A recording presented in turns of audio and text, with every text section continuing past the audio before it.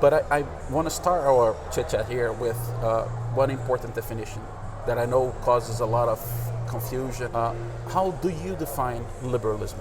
Well, I think in both our countries, in the United States and Brazil, there's confusion about it. And in the United States, it tends to be the left that calls itself liberal.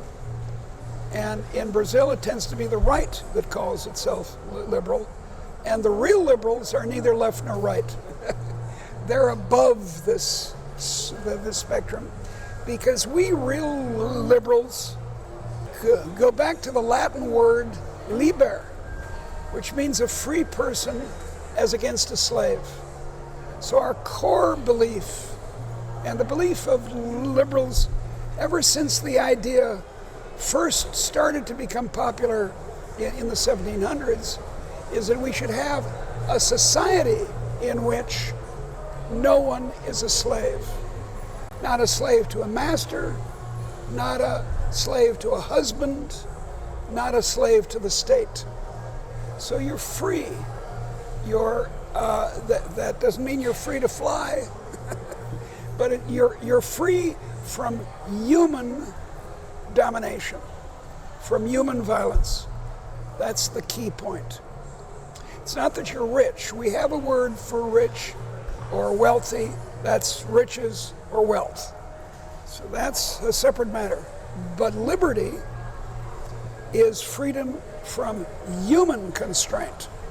That is someone saying, no, I own you. I'm your master. I can direct you and tell you what to do. I can tell you what to do. In my country, to be a hairdresser, you need to get a state license. I understand it's somewhat similar here, that there are lots of licenses that the state gives you. Well, if you have a license, the state can say no.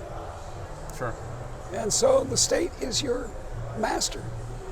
And I think that people should be allowed to dress hair or become lawyer. Look, I was quite surprised to find that in Brazil, to be an economist, you need a state license.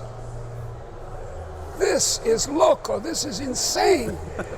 In most countries, anyone around could declare themselves to be an economist. That's fine with me. I agree with you. But since you've brought up the term of the state, what do you believe is the role of the state? I mean, in what areas should it act? How far should the state go? Well, it should be small. Now, in modern countries like Brazil or the United States, the state is gigantic, historically speaking.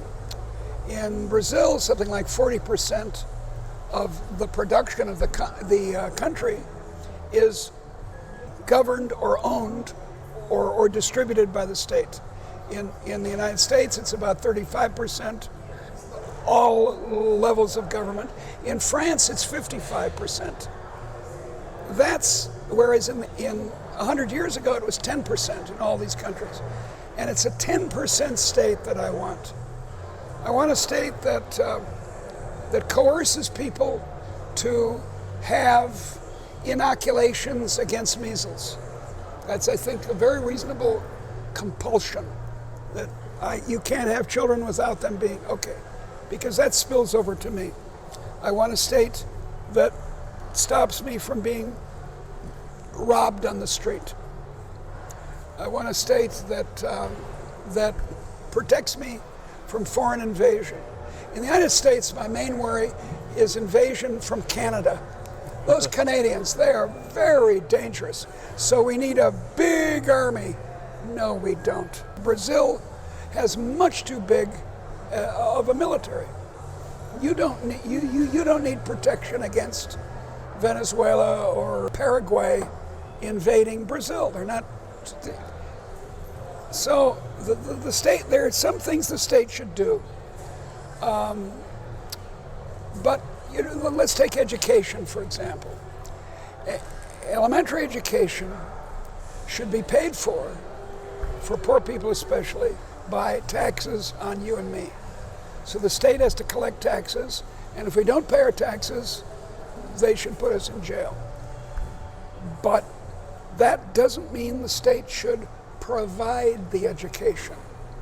That doesn't mean that the teachers should be state bureaucrats, should be employees of the government.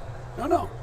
You could have private schools, and then you give money, vouchers you might call them, to poor people to go buy education. But then there is a role for the state in inspecting the schools. Make sure they haven't become madrasas, where people learn the Holy Quran but don't learn anything else, or that they're phony educational institutions like Donald Trump University.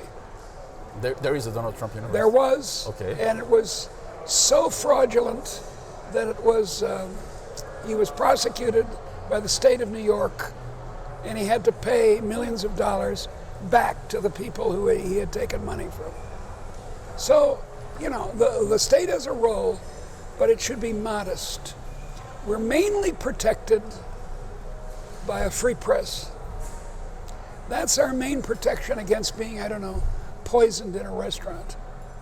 It's not the state inspectors who keep us free from being poisoned by a restaurant.